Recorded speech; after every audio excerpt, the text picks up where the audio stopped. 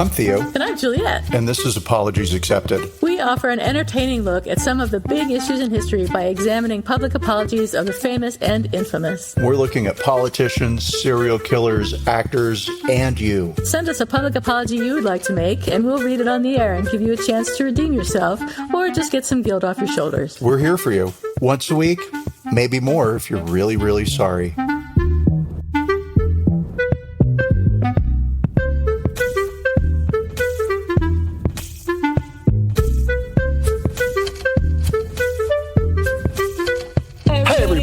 This is Apologies Expected. No, Apologies The Accepted. podcast. The podcast, and I'm not Theo. Hey, you're not awake. I'm not awake. I haven't had any coffee yet this morning or any caffeine at all, which is a nightmare for me and everyone around me. So apologies in advance if I fall asleep or snap or do anything at all unpredictable. Oh, please snap. Let's have that. We'll get more listeners that way.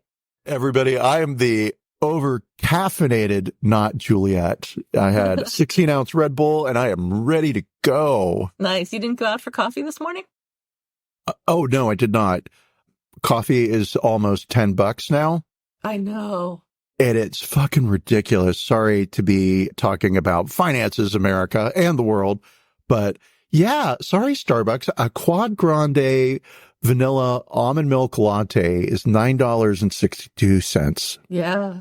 My shaken oat milk latte is like $8.75 or something. It's crazy. And do they have Virgin Nuns shake it? Like, is that what it is? I assume so. It's got to be they've got like French school children that are milking the cow for you as you pull up, right? I don't know, man, but it's pricey. It's oat milk. It's milking oats. Yeah. However oat milk is made, I don't know what animal gives us oat milk, but they're milking it. Yeah. It's delicious, but yeah. Anyway, so what's shaking, bacon? Well, the price of coffee has gone up. Let's see. What else is up? Again, a bunch of nothing. I had a beautiful lunch with a human being in real time, real life. Yep. And that's the one person that I saw who wasn't standing behind a cash register or walking through a parking lot or in line at a grocery store. Like it's a person who knew me, right? Yes. And so that was awesome. And other than that, I've just been in the house, going through the closet, throwing stuff out, organizing. That's very productive. It's productive, but okay, so this is a job that I've made up for myself. Nobody said, oh, organize the closet, right? But I already feel like I'm behind and I've failed. Oh, no. I can't just say, great job. You got rid of 2 pair of socks. Good for you, right? No, it's got to be like, you should have been done with this 3 days ago. It didn't start until yesterday. But yeah, I've delayed for a couple of days. So I'll say that's all that's shaking bacon here. It's a bunch of going through drawers and organizing stuff and throwing stuff away / donating it / buy things that I couldn't live without if I didn't buy. It turns out I didn't need and I can live without you. Yeah. Yeah. Will I ever learn that? No, I never will. You might. No. There's an antique store, even though I just said I'm going to shut up. Now I'll keep talking. There's an antique store that has to relocate because their rent has gone up. And so it's a big like antique mall. Well, exactly. So they're having this massive sale and great. And I went through it the other day and I was like, oh, look at this. Oh, look at this. And then I remembered, oh, you have an arm. You bought an arm and you don't need another damn thing at all, ever. Because the arm has been floating around the house. It's like that Christmas elf, right? Yeah. I put it here. The arm I don't like it. Even bad. Yes. So the arm, I have no idea what it will become, but it is definitely a thing that moves around the house, seemingly of its own accord, and sits someplace for a couple of days. Yeah. Does James like the arm? No. But in fairness, his taste is not as elevated as mine. Of course. That's it. Few people's are. Nobody really. Yeah. I mean, that arm was just sitting there for months unsold. Fools. And it was So, only yeah. $350 or whatever it was. Exactly. And so, and that was at a discounted price. Anyway, so that's all my bacon. What's going on with you at Shaken Bacon? I still don't have a new chair. So I need a new chair desperately because I'm sitting here in this chair, like practically on the ground, craning my neck to see the screen of the computer. So I really need one, but there's so much else going on that I just haven't been able to commit to a chair. I feel like for some reason, I feel like buying a new chair is extremely important, even though the new chair I buy is probably going to be under $100. But that's 10 shaken oat milk lattes. So, and, I made coconut bread. So that was exciting. I have a recipe that I've used in the past several times, and it's always been delicious, except this time I must have messed something up because it's not sweet enough. It's not coconutty enough. It's dry. It just didn't come out right. And I don't know what I did wrong. So I think I need to make it again, maybe tomorrow with like more liquids and more sugar and more coconut or something. I don't know. It didn't come out right, unfortunately. So I'm disappointed. That's probably I probably haven't tried to make any sort of baked goods since before the pandemic. And this is what happens when I try. I've obviously lost the touch. It does take a while to get that gift back, that baking gift of like, I can make anything and it's great. Yeah. If you stop baking for a while.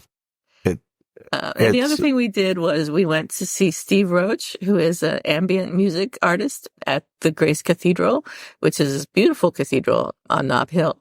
And it's actually near the hotel where we stayed when Brett and I got married. And there's a park in between that hotel and Grace Cathedral where we took pictures. And I have pictures of you and James sitting on a fountain, which is right there. So every time I go there, I always remember getting married and how fun that was.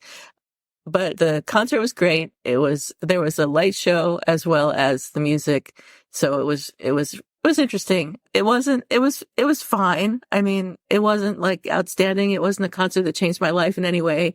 It was You're fine. asking a lot from a concert. I'm asking a lot from a concert, but I guess I had higher expectations for some reason from this concert, but it was good. I enjoyed it. It was like 2 hours long, which wasn't too bad. So I had a good time. It was nice to get out of the house and go somewhere that I hadn't been in a little while. So that was fun.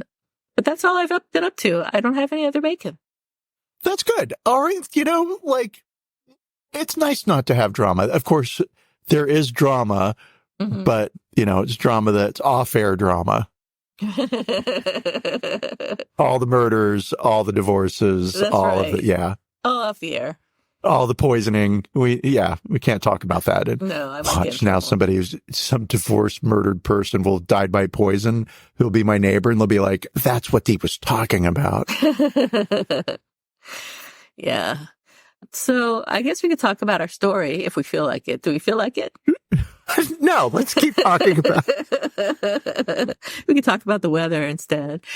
But since we will talk about the story, it is NCAA basketball finals time again. I don't know if you noticed, Theo. Have you been watching any basketball? I've got to say, I can't get past all the eclipse news. So, no, it is blocking out my sports feed, unfortunately, because I am passionate about sports. Yeah. Absolutely. Well, last Saturday, the Louisiana State University Tigers and their star player Angel Reese beat UCLA in the Sweet 16 round.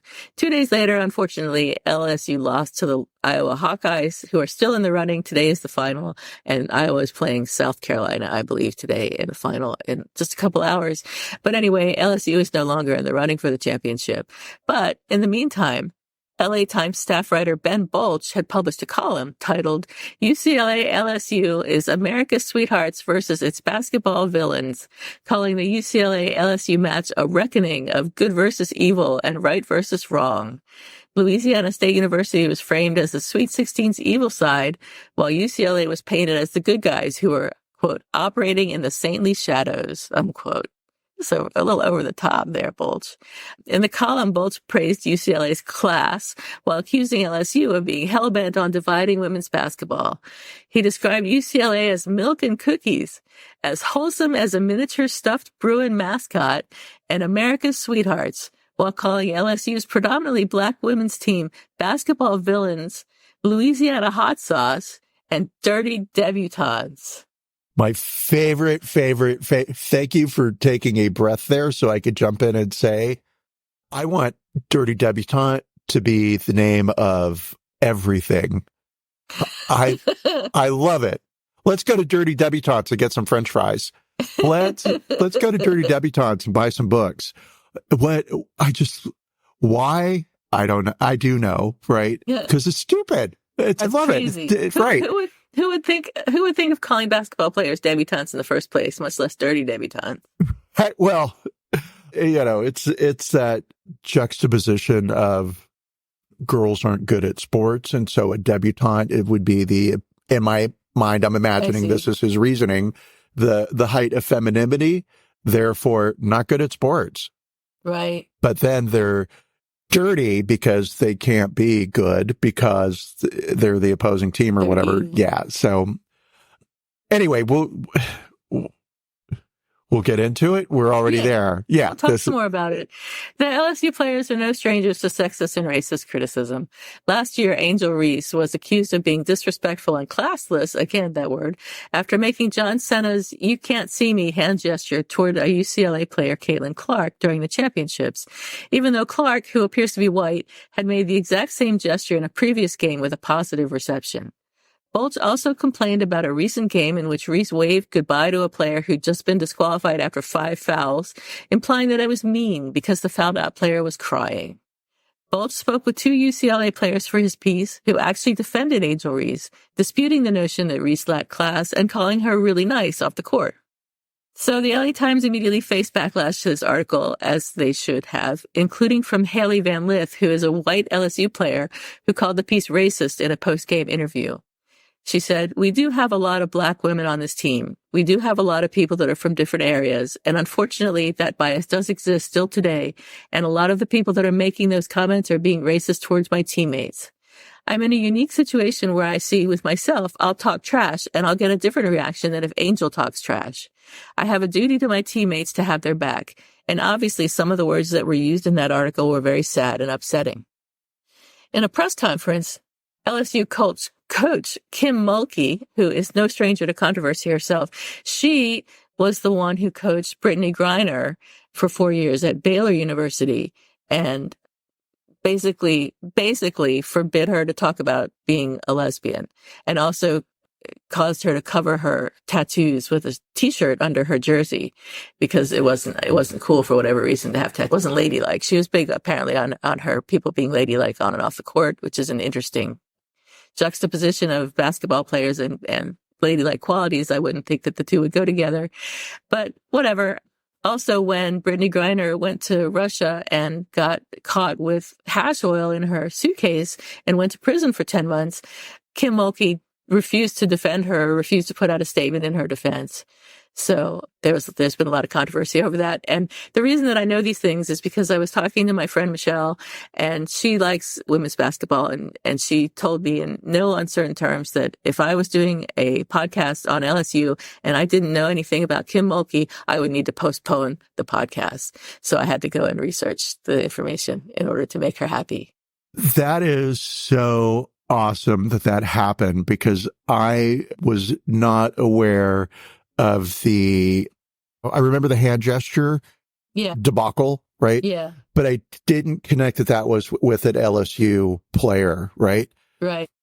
And Coach Kim, wow, I'm going to say, I think she's great, but definitely a controversial figure. Do I love all the Brittany Griner stuff? No. Do I understand what that's coming from? Yes, and it's not homophobia. I believe that it's fear of losing fundraisers.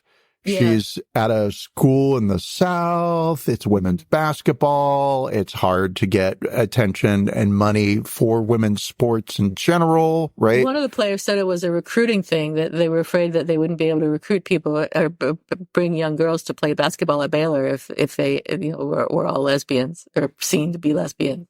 Right, yeah, because if you're, it's guilt by association. Right.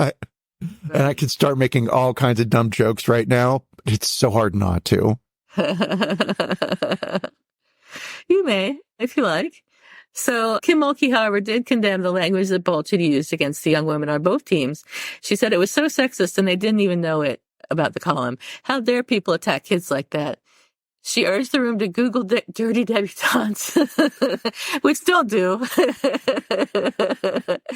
And she lashed out at Bolch for referring to UCLA as milk and cookies.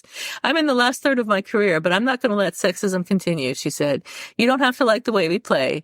You don't have to like the way we talk trash. You don't have to like any of that. We're good with that. But I can't sit up here as a mother and a grandmother and a leader of young people and allow somebody to say that.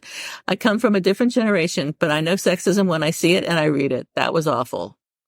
Angel Reese, the face of LSU's team the past 2 seasons, said Monday she hasn't been happy since winning the title because of the overwhelming amount of negative attention that has come with it.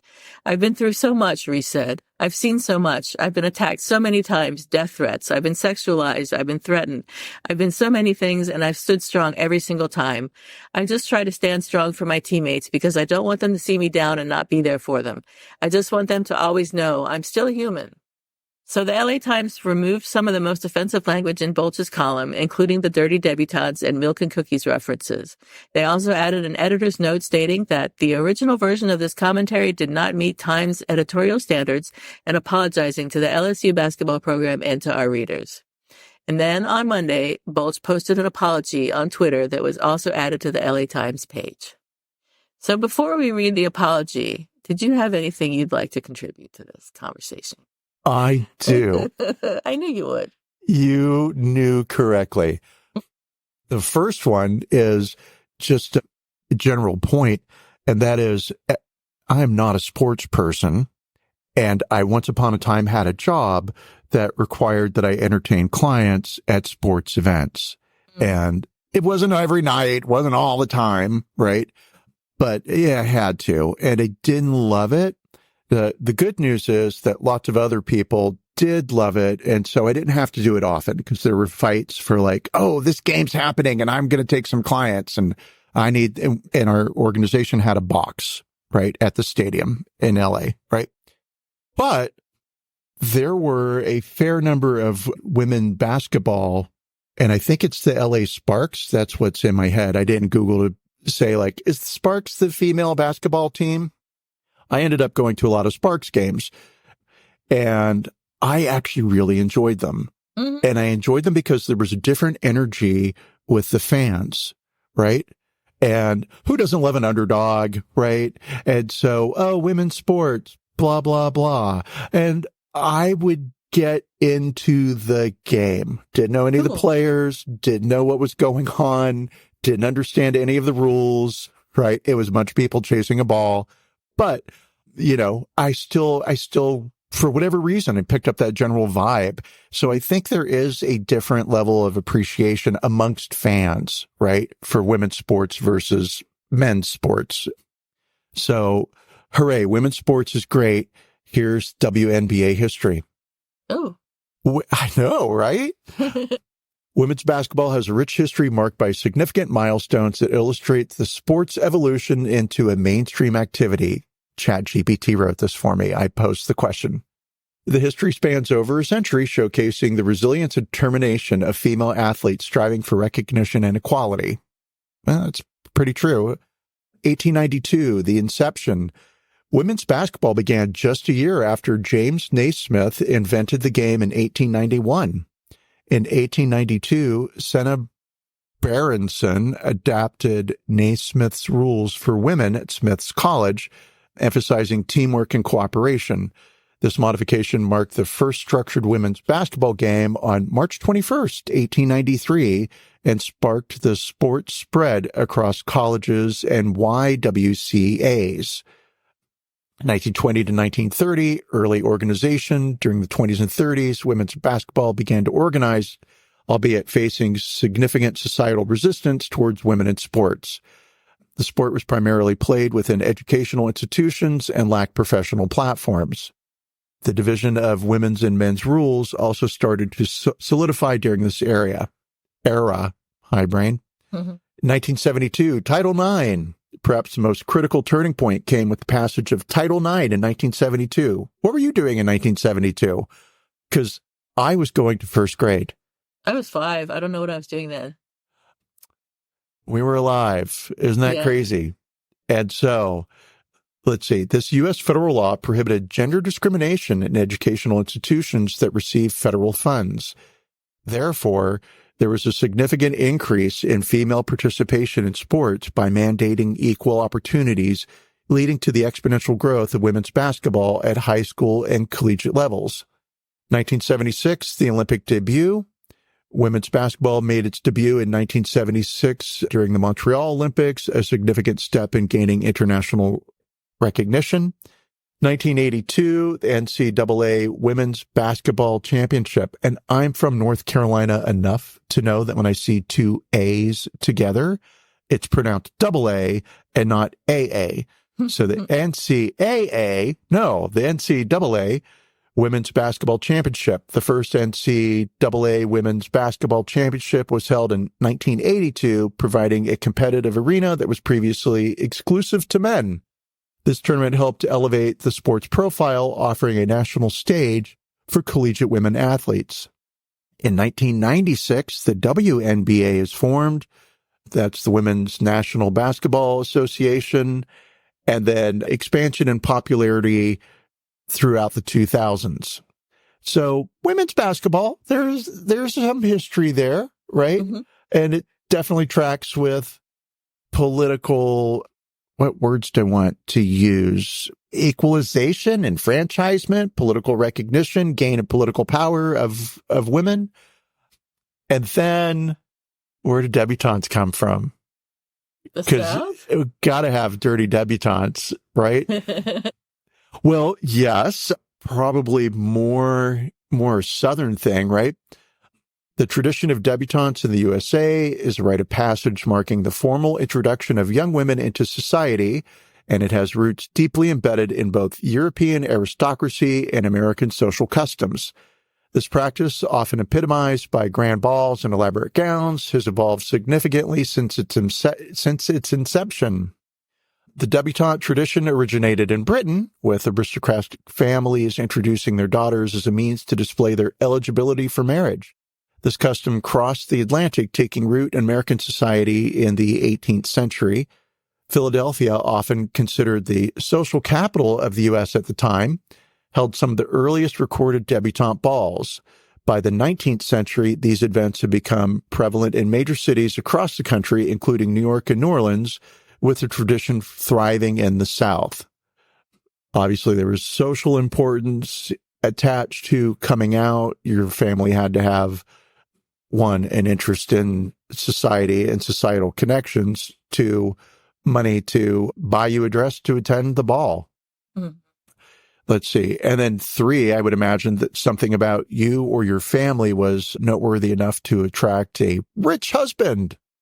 Notable historical figures. You know, we're gonna test ChatGPT here. Many prominent women in American history have participated in this tradition. Jacqueline Bouvier, who later became Jacqueline Kennedy Onassis, made her debut in 1947 at the Hammersmith Farm in Newport, Rhode Island. Conversely, figures like Eleanor Roosevelt and Gloria Steinem chose paths divergent from the debutante world, focusing on activism and journalism, respectively. Was Gloria Steinem a debutante, or I'm did sure she came from money? So actively, she did? I'm sure she did. Okay. Yeah, I don't know. I was like, Gloria Steinem, it's not so much that, it's Gloria Steinem and I can't wrap my head around, she could have been a debutante and chose not to. I can see her actively choosing not to be a debutante. Uh-huh. I just think that, that's such a it's just interesting to me, mm-hmm. right? Because by my view, that's really putting your money where your mouth is. Right. And so if you came from that sort of family where that would be an expectation and then you chose not to, that really says something about your conviction and your beliefs. And so it was a newsflash to me. That's, I'll say, all I have got. Well, thank you. Other than loads of opinions and ratings on the apology. So. Well, so let's talk about the apology then. Do you want to read the apology this time? Oh, no, I'll leave that to you because okay. All right. I'll read the apology. It's on Twitter, which I refuse to call anything but Twitter. And it's from Ben Bolch, and it's titled A Long Overdue Apology. And the apology says, "It has taken me 2 days to write this apology because I wanted to be as thoughtful as possible in my response to the situation I have created. These are words I have not been asked to write by anyone at my paper, but they need to be expressed so that I can own up to my mistake. Words matter. As a journalist, no one should know this more than me. Yet I have failed miserably in my choice of words. In my column previewing the LSU-UCLA women's basketball game, I tried to be clever in my phrasing about one team's attitude, using alliteration while not understanding the deeply offensive connotation or associations. I also used metaphors that were not appropriate. Our society has had to deal with so many layers of misogyny, racism, and negativity that I can now see why the words I used were wrong. It was not my intent to be hurtful, but I now understand that I terribly missed the mark. I sincerely apologize to the LSU and UCLA basketball teams and to our readers. UCLA, a school I have covered for nearly a decade, champions diversity and is known as a leader in inclusivity. However, I have not upheld that standard in what I wrote, and I will do much better. I am deeply sorry." So let's see. How did this apology do? There was an explanation, an expression of regret. There was an explanation of what went wrong. Yeah, there was an acknowledgement of responsibility. There was a declaration of repentance. There was not really an offer of repair. He said, "I will do much better," but he didn't say how or what he would do. And there was not really a request for forgiveness, although it's kind of close. So I think I would give this apology an 8 out of 10. You shut up, because I also gave this apology an 8, and I was like, I know Juliette's going to give it a 2, right? And then going to say something, and then I'm going to be like, oh, I didn't think about it that way. Wow, okay, it's 2. Yeah, nope. Absolutely. I think it's an 8. I think it's a good apology. I think it's sincere. And what I like about it is that he apologized to both UCLA and LSU. And so he definitely recognized that the offense was on both sides, although he was like, oh, UCLA, you're so great. He did understand that milk and cookies reference was sexist.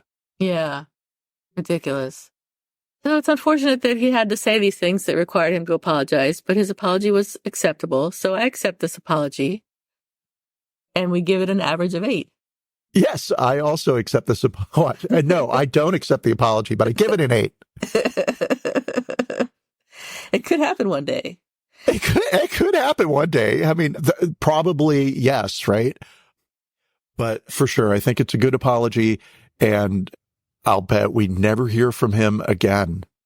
We'll see. Because, well, he will do what he said he's going to do, and he will do better, and then he'll never fall on our radar.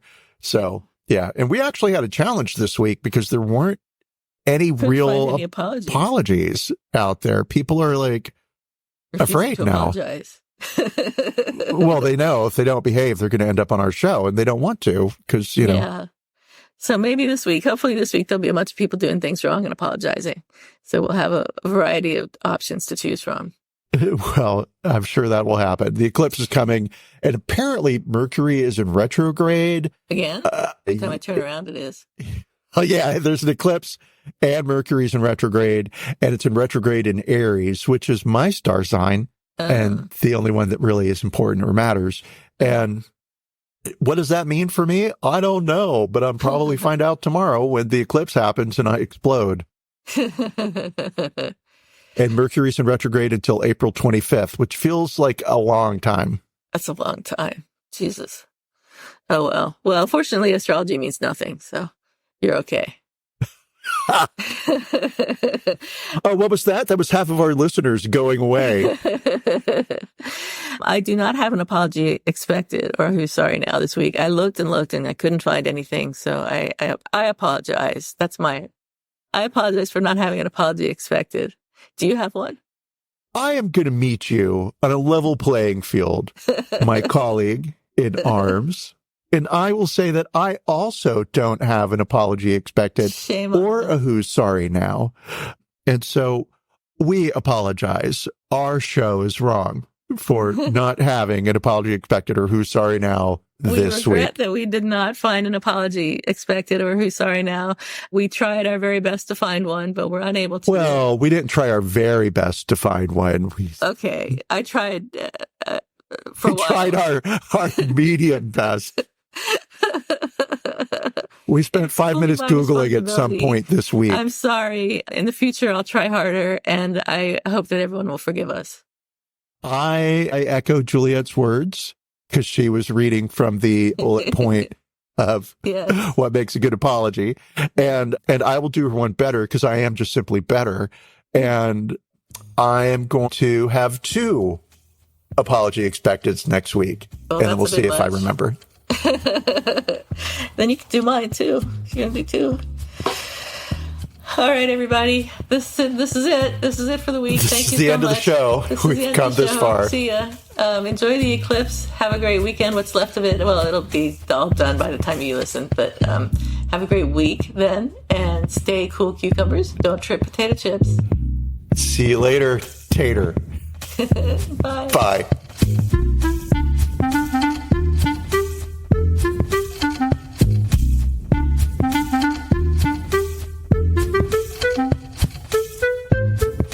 Thank you for listening to Apologies Accepted, the podcast. You can find links to the articles and the sources in the show notes. To submit an apology or find out more, visit us at apologiesaccepted.net, where you can also find our merchandise. We're on Twitter at Apologies Accepted. And on Instagram at apologies.accepted. You can support our important work at Patreon.com/Apologies Accepted. And fuck Facebook. Bye. Bye.